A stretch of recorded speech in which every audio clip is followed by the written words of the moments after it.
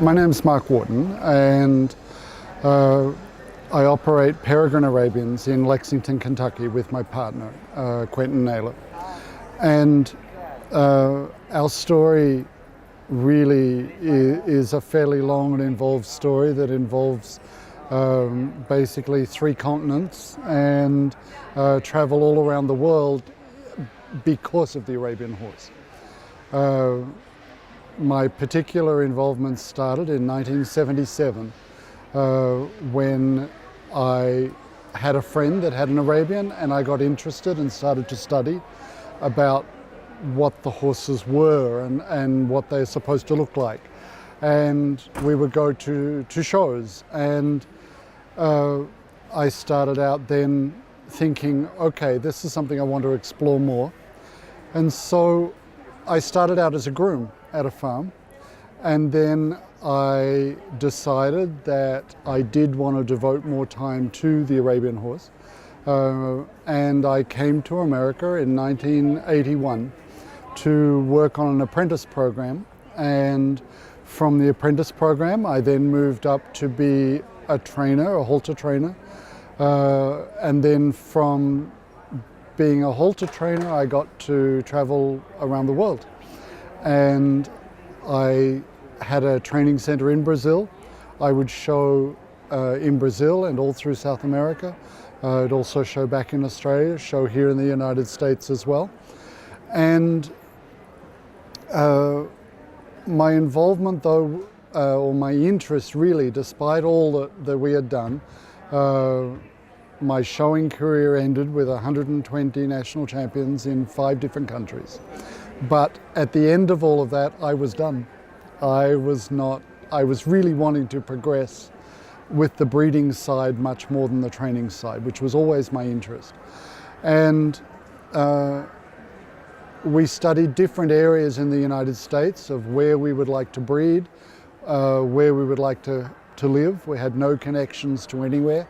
So we studied the horse areas in the United States, and we looked at areas in California, in Texas, in Florida, and we ended up in Lexington, Kentucky.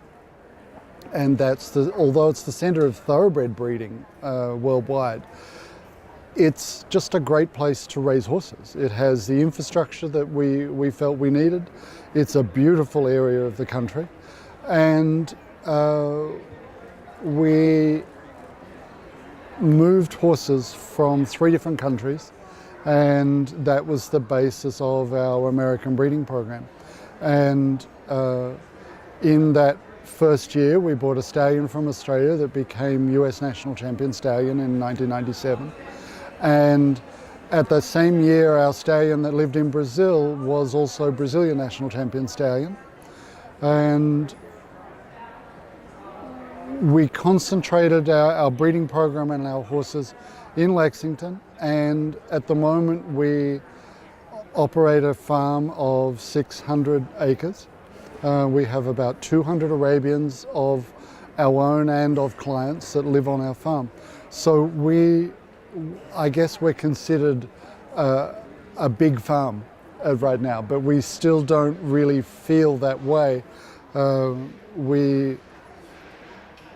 We pay a lot of attention to the detail in the day-to-day running of things. We're very involved with the horses. We don't have a farm manager, we are our own managers.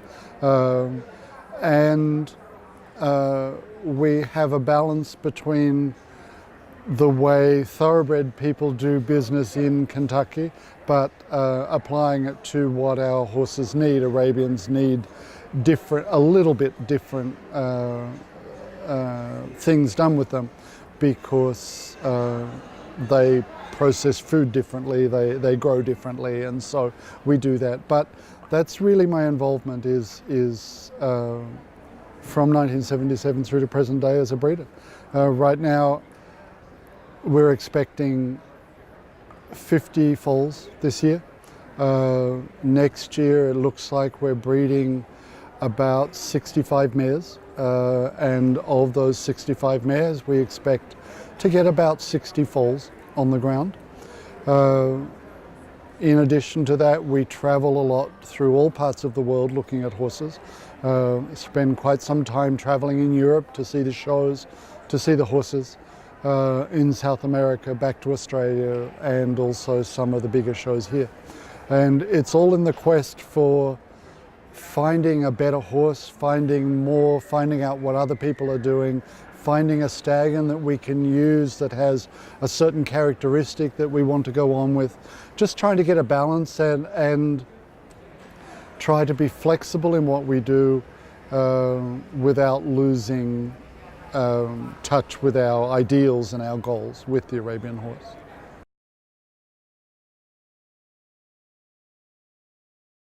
I don't know that it was ever really a choice.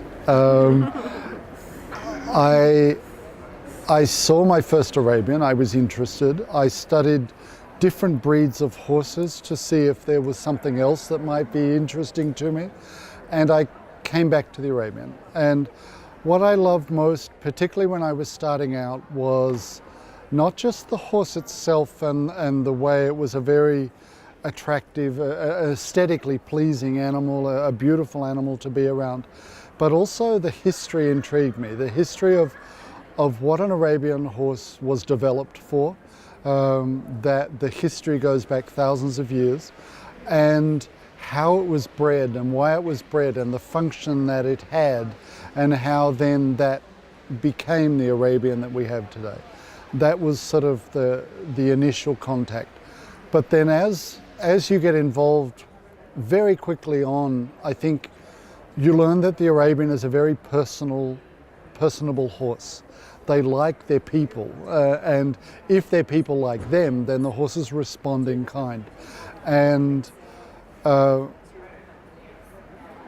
can go out into a field, a big field of 30 mares, and each one will come up and say hello and just have their contact with us. And that's very interesting because it doesn't happen in every breed of horse. And I really like that. I mean, the horses, naturally they're my business, but they're also my personal choice, and that connection with them I find very intriguing and very important, really. And it starts right from your first interaction with the horse. It goes through to foaling mares, it goes through to dealing with the stallions. If there is a mare with problems, they will come and they will let you know that something is not quite right. And if you're observant enough, you can work it out. So I think that part of being with Arabians made it all very interesting in the beginning, and very quickly, at least in my case, it came where there wasn't another breed of horse that I was that interested in. It was just Arabians.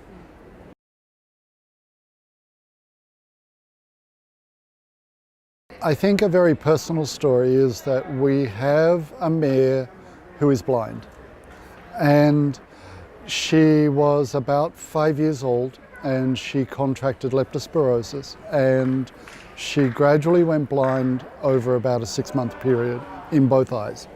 And we never bred her, and we were concerned about breeding her, but she's a very beautiful mare. And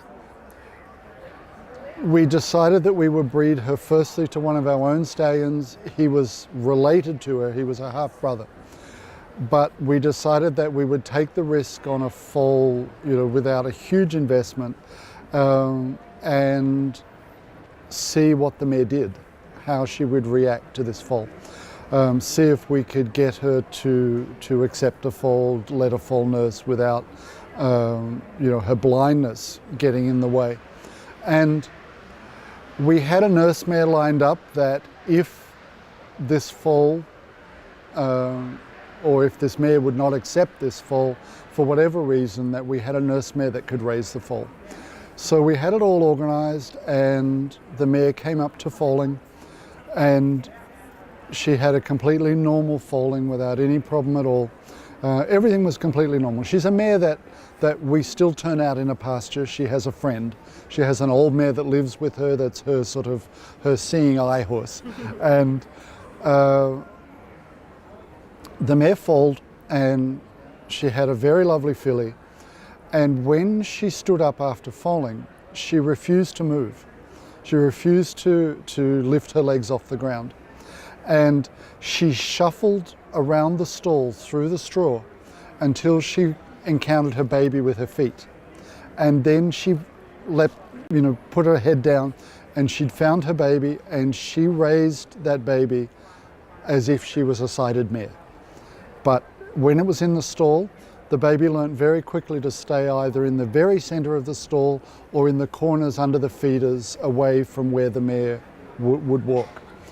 And in the beginning, we put a little halter on the baby, and we put little bells down the side, so that the slightest movement of the foal, the bells would ring and the mare would know where it was. And so she would go out in a 14-acre field with her baby, and the baby would zoom around like a completely normal baby, but her blind mother would know exactly where she was and would deal with it in a completely normal situation.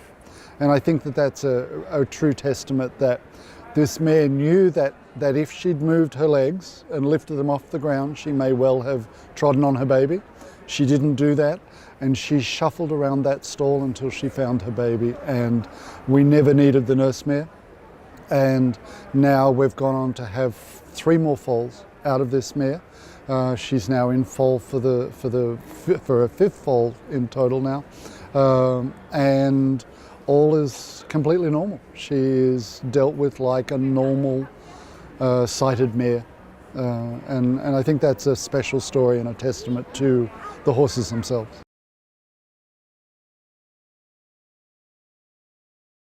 I think loving the horses and having a registration certificate are 2 different things.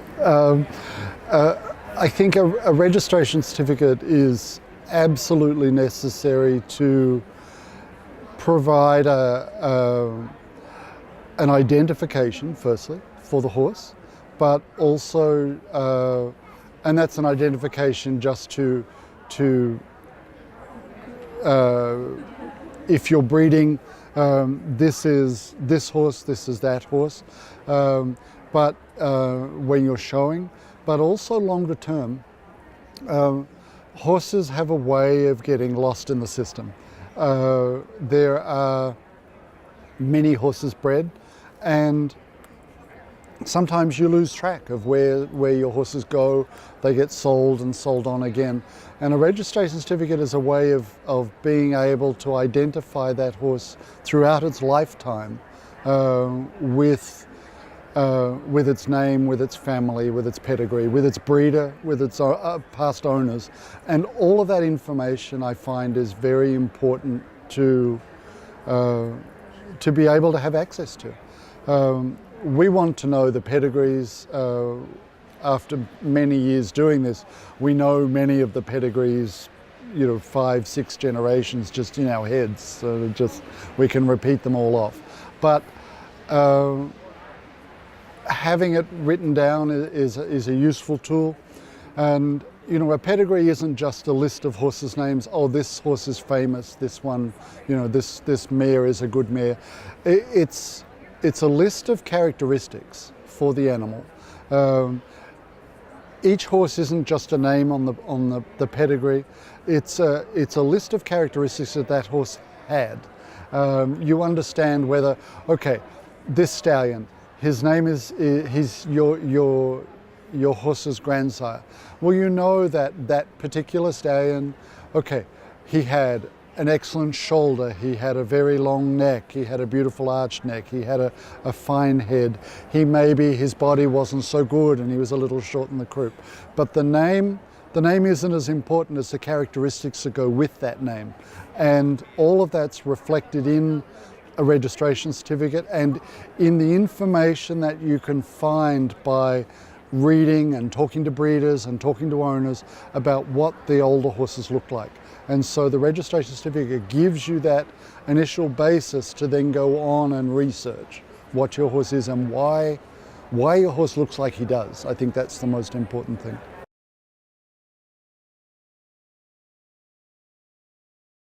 I think it gives the horse a history and I think not all registered horses are necessarily treated well versus non-registered horses. It ends up very much dependent on an individual person. But with a registered horse has a breeder. And a breeder, for the most part, will always try to protect the product that they have bred. And for example, I have horses that are 16 and 17 years old that live with me because they needed a better life than they had when they were sold. And they came back, a rescue organization or a person that owned this horse that was in trouble, they have come back to us and said, we have a horse you've bred, and we will always take one of our horses back. Sometimes it's difficult to do. Sometimes it's hard to add another horse to the feed bill, but I feel that as a breeder, you're responsible for that animal forever. And one way or another, if you can't accept that responsibility, then perhaps you shouldn't be breeding the foal in the first place. But that longer term, if someone can track you down and say, I have this, you might be able to find a home for a horse that someone else may not be able to. And so I think it's important to have that information available.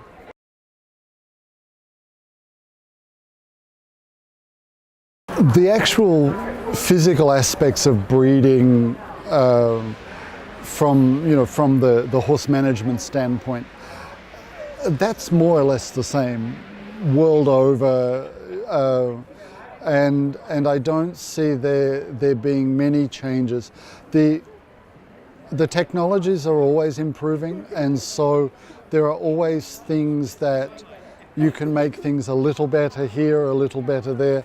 I'm not sure that they're also positive, but at least they are techniques that you can use to get old mares that are very good can now get foals that they would not have had in the past. Special mares that maybe can contribute something, special stallions that can contribute something that were lost due to mostly infertility or low fertility.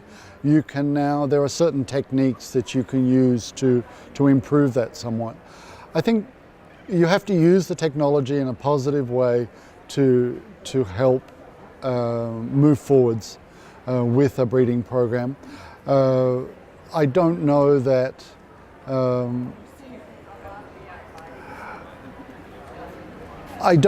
introducing, for example, an infertility, a line of consistent infertility in a stallion into a breeding program is necessarily the best thing to do, but there are certain horses, certain great horses that can contribute something even still. And in our experience, we've actually gone a little bit the other way in that we breed in a relatively natural way. We have our vet at our farm every single day. He is there doing things to mares and checking the mares, checking the stallions, helping us with semen collections and semen evaluations. We're lucky in Lexington that we have some of the best clinics in the world for different areas, but certainly as far as breeding management is concerned. We have a lot of world-renowned specialists close to us. And that was part of the reason with moving to Kentucky, was that we had access to these major clinics. But we've found that most breeding issues are resolved by reverting to a natural situation more than introducing more technology. And so sometimes infertility issues, as much in mares or in stallions, is resolved by reverting back to a more natural situation. The mares living out more time, living in herd groups,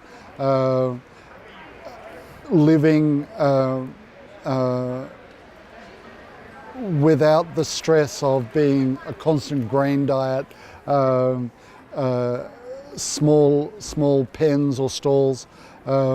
We find that a lot of their breeding issues resolve themselves by being in a natural situation. And to that end, for example, we actually have a pasture stallion.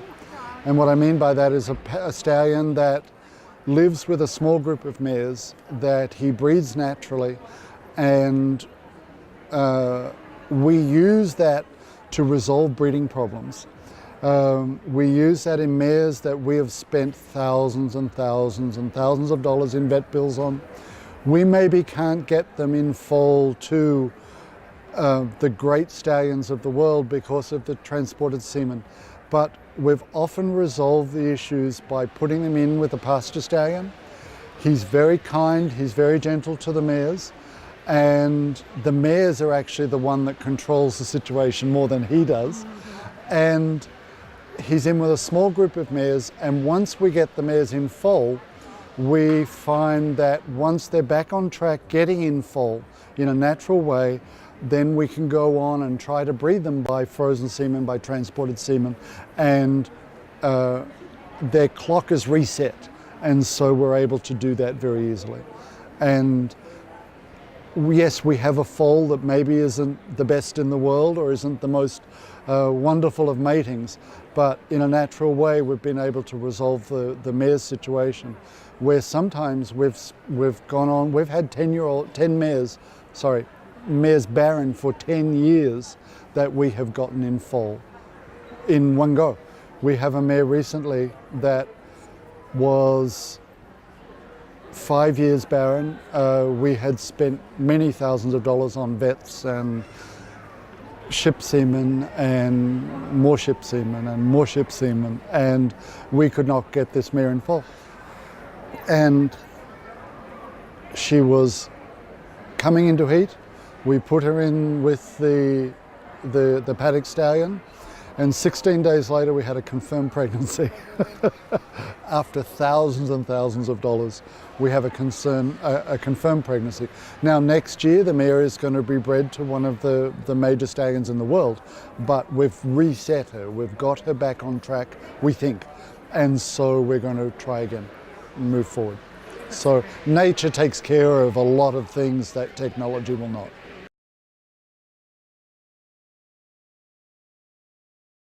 I think firstly, and I'm sure that everybody says the same thing,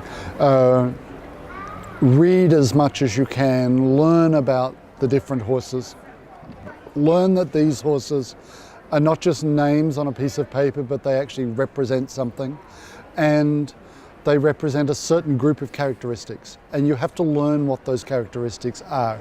So I think that I would recommend that new breeders learn as much as they can about not just the bloodlines and what is popular now, but what those bloodlines represented in the past, what interesting horses are in those families and what they represented, how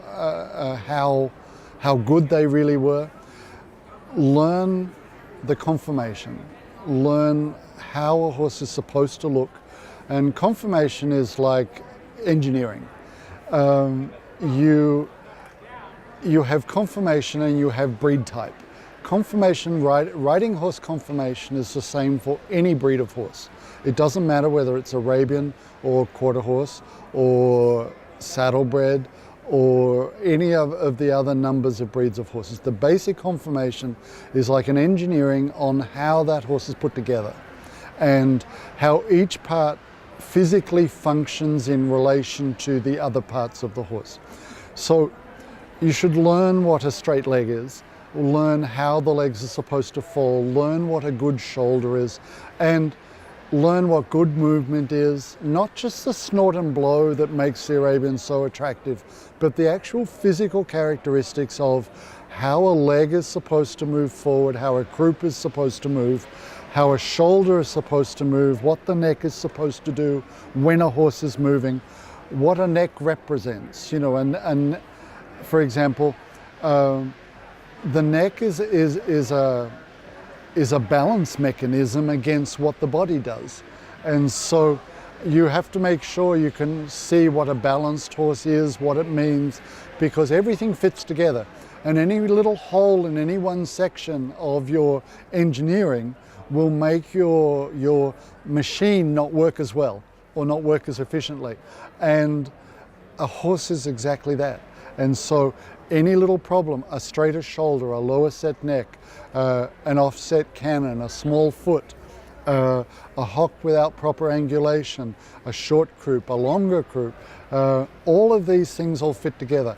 And if your horse isn't a complete picture, then you have to work out where you're going to have issues with that horse, where it's going to break down, what part's not going to be as strong as another part.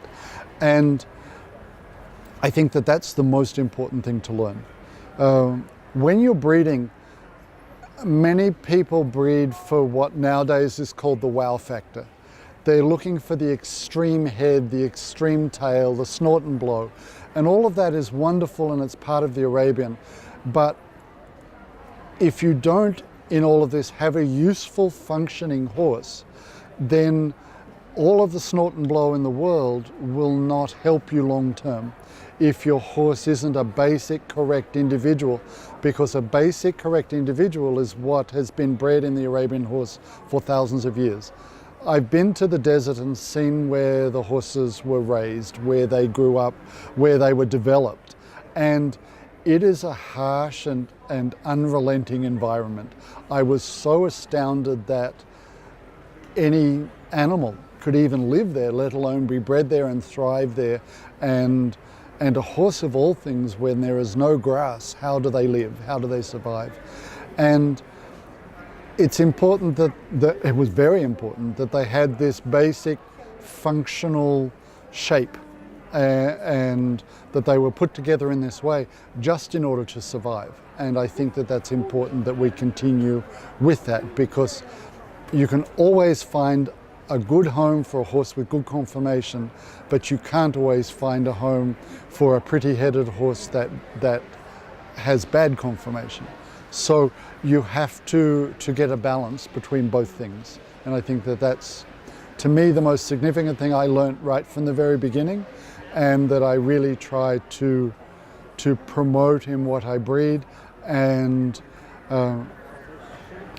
what I think people should understand is that you have to have a good horse and a good Arabian together.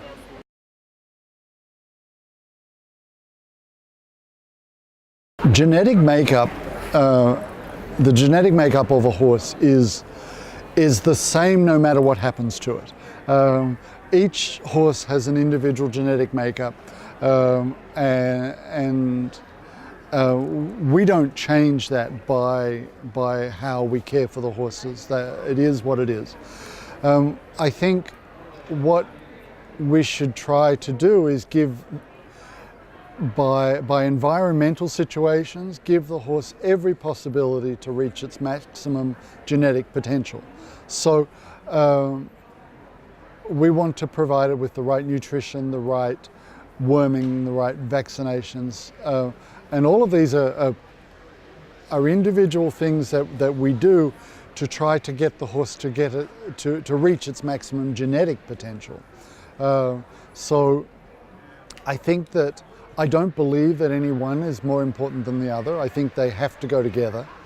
I don't think you can disregard environmental situation for any living animal as the only factor in getting that horse to or getting that animal to survive. I think that you need to provide everything you can environmentally for an animal such as a horse to reach its maximum genetic potential. And to the extent where us messing with them, us putting them in stalls, putting them in small paddocks, is actually a negative thing.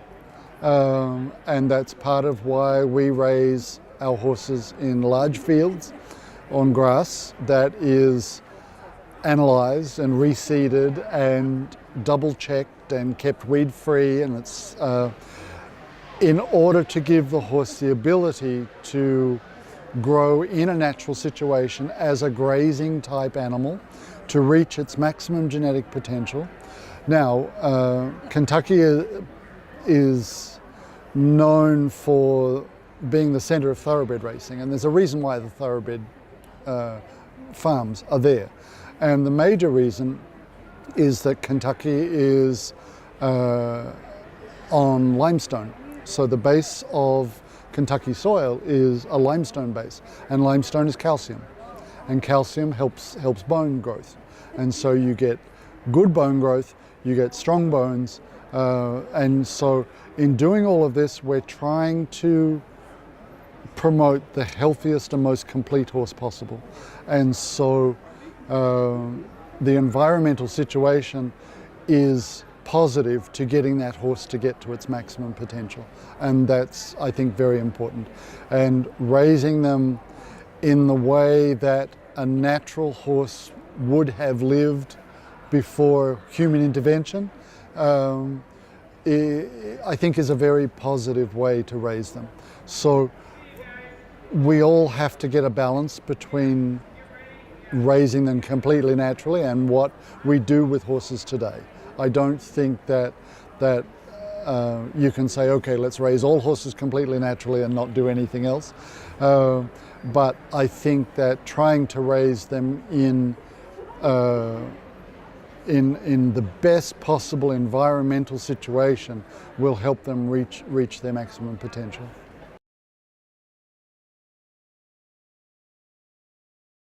I think, we have our own way of breeding in a very studied situation. We've researched it a lot to work out what's good and what's bad. I don't know.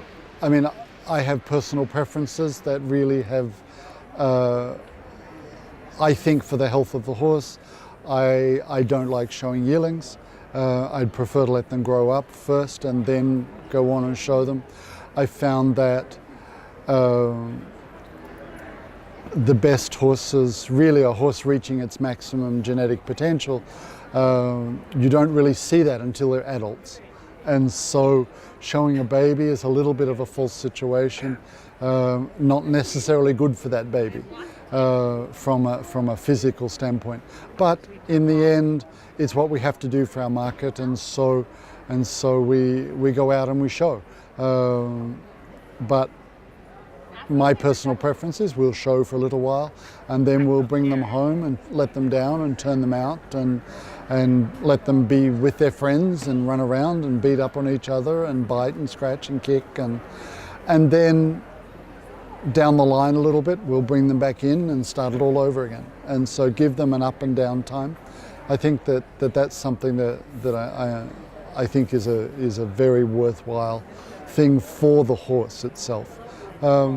Apart from that, really, I love the halter horses. I mean, we breed for halter, but we breed for halter as it relates to the type and standard firstly, and secondly, that type and standard to me relates into certain types of performance.